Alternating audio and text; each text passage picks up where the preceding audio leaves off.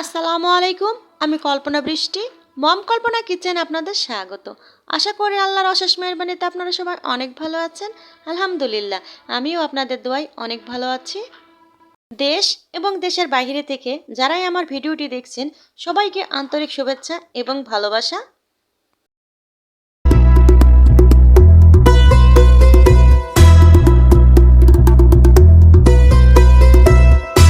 আপনাদের দোয়া এবং আল্লাহর অশেষ মেহেরবানিতে আমি আবার আজকে একটা নতুন ভিডিও নিয়ে হাজির হয়েছি আপনাদের মাঝে।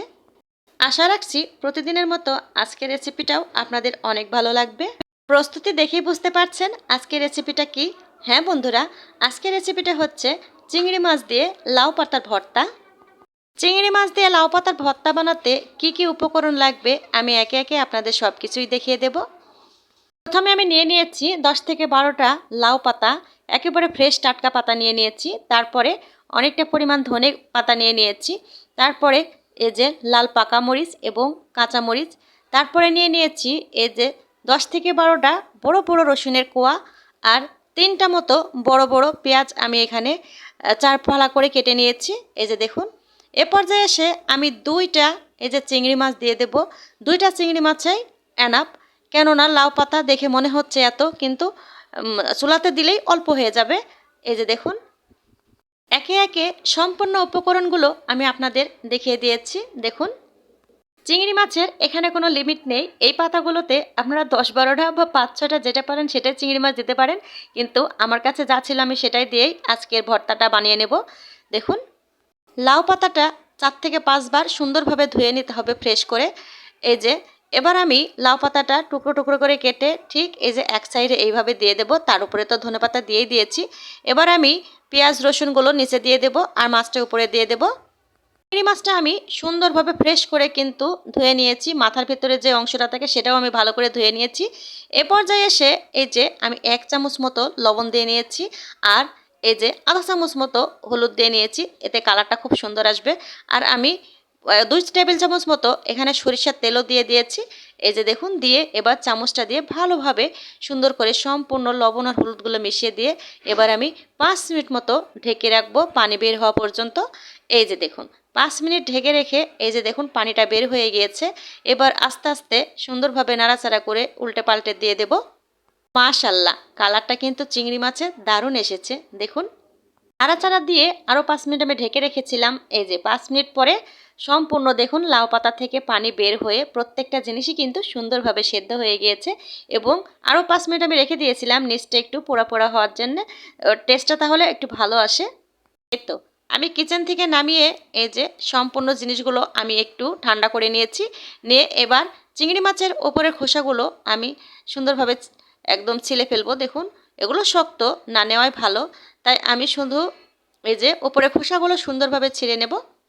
এগুলো সহ বেটে নিলেও কোনো সমস্যা নেই। চিংড়ি মাছের সম্পূর্ণ জিনিসই খাওয়া যায়, কারণ একবারে সব ফ্রেশ করে কিন্তু আমি চিংড়ি মাছটা ধুয়ে নিয়েছিলাম।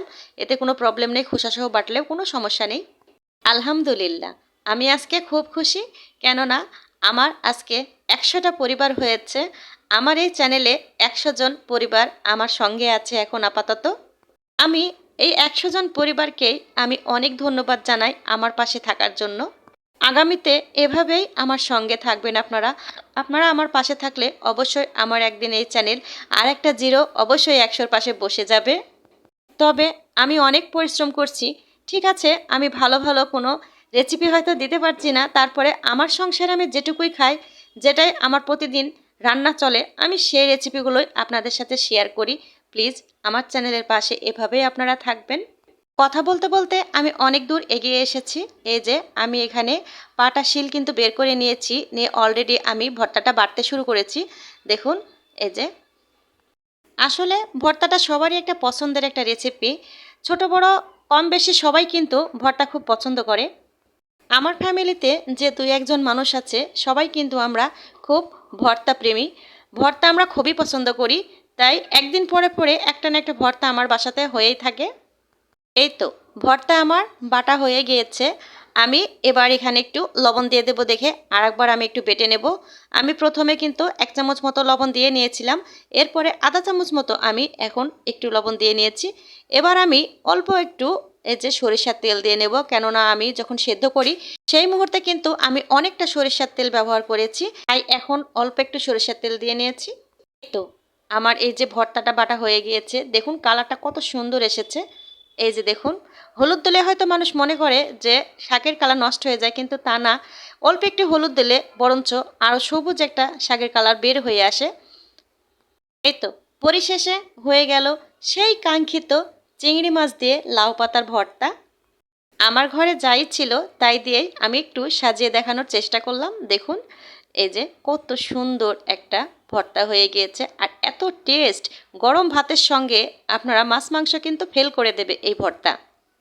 ভর্তা রেসিপিটা ভালো লাগলে একটা লাইক দিয়ে দেবেন, সাবস্ক্রাইব অবশ্যই করবেন, পাশে থাকা বেল বাটনটা অবশ্যই প্রেস করবেন, আমার নোটিফিকেশন যথাযথ পৌঁছে যাবে। সবাই ভালো থাকবেন, সুস্থ থাকবেন, আল্লাহ হাফেজ, আসসালামু আলাইকুম।